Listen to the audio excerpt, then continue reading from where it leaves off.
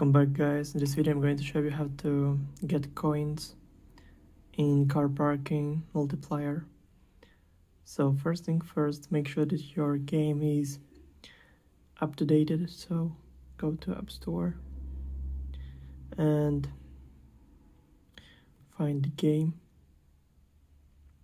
and if there is update, just click and update the game. So next,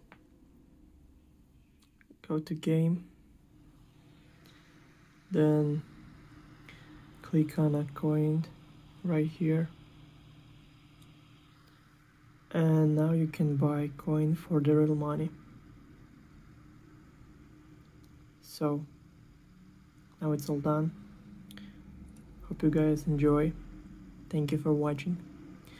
Please like and subscribe for more. Bye.